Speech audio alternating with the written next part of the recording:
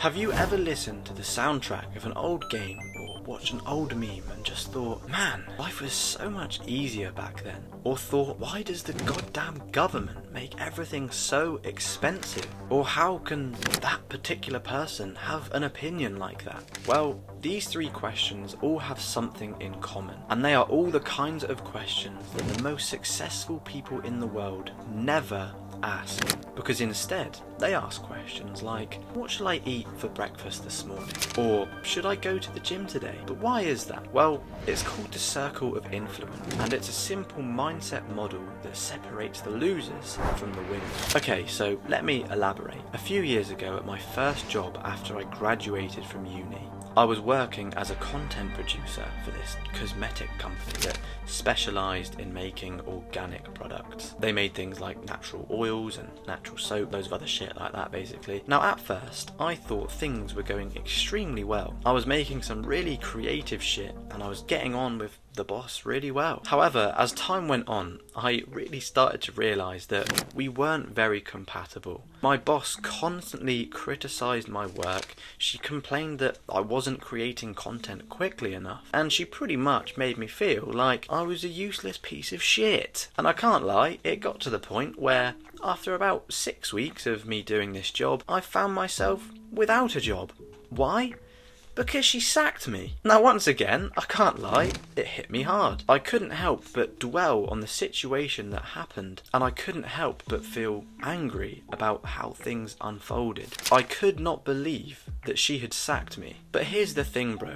I was focusing entirely on something that I could no longer change. I kept replaying those moments in my head, and I allowed them to stop me from moving forwards in my career and finding another job. It wasn't until I had a sudden moment of realization that I just knew I needed to shift my focus. It was at that moment where I started to take notice and really think about the things that I could control and the actions that I could take to make a positive impact on my life. Not only this, but I stopped dwelling on the past and I instead directed my energy towards new opportunities. So for example, that's when I decided to start this YouTube channel and actually share something that I'm truly passionate about with other people. It gave me this chance to express myself and be creative and connect with other like-minded men. In addition to that, I took a leap of faith and I started a small videography business where I started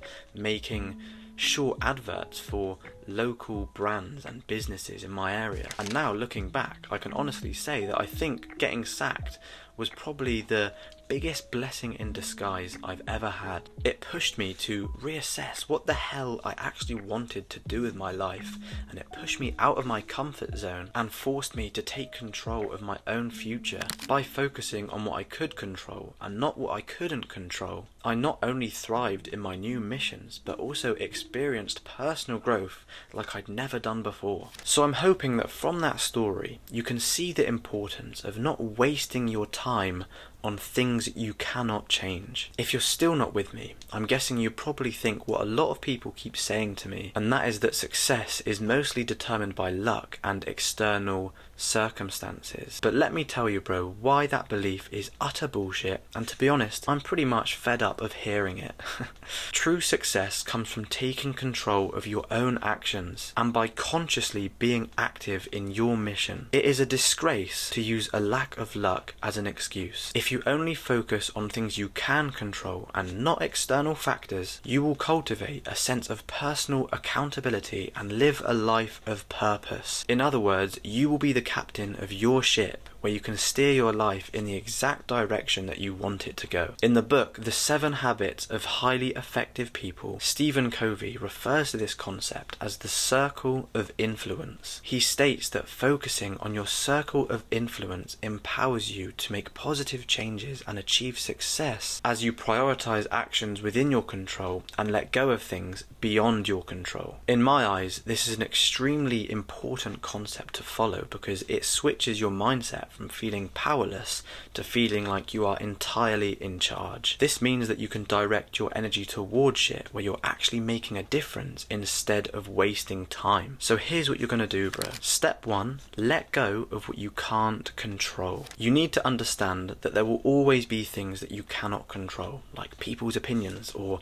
unexpected events, like getting sacked. The main thing is that you accept you can't change them and instead focus all of your energy on things that you can change. Step 2, identify what you can control. Take a serious moment to really consider the things in life that you do have an influence over, because these are the things that you can take action on and actually make a real difference to. For example, your healthy habits, i.e. the amount of sleep you get, the amount of time you spend wasting your life away on social media, the amount of hours you spend in the gym, the amount of time you spend working on a business plan. These are all things that you have control over, and these are all things that can help shape your future. Some more examples of things that you might have control over are things like your attitude and the amount of effort that you put in and the amount of stuff that you're willing to learn. Step 3, set realistic goals. And I guarantee that this is something you hear people say all the time, but what the hell does it actually mean?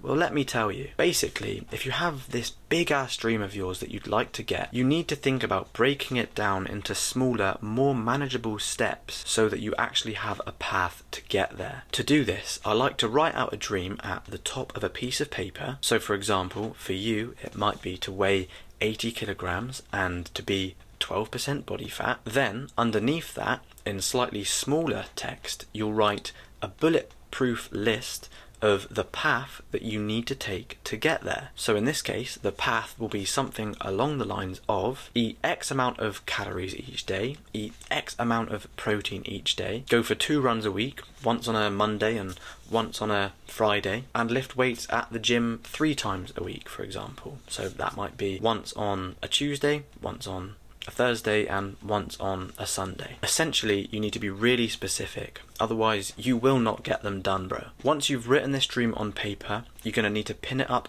on your wall in your room so that you see it every day, because this is going to help you to stay disciplined and make sure you don't walk off the path. Step 4, take action. This means to actually start following the path that you have written down to achieve that main dream. This path is exactly what you do have control over, but it is entirely your choice as to whether or not you choose to walk on this path or not. If you choose not to walk on it, or if you choose to walk off of it, then it's simple. Your life will stay exactly as it is. However, who knows what you might just achieve if you do decide to walk on the path. Focus on the path you've written down, and I guarantee you will get closer to being exactly where you want to be in your life. Remember, a plan is nothing without action. Believe you can, and you're more than halfway there.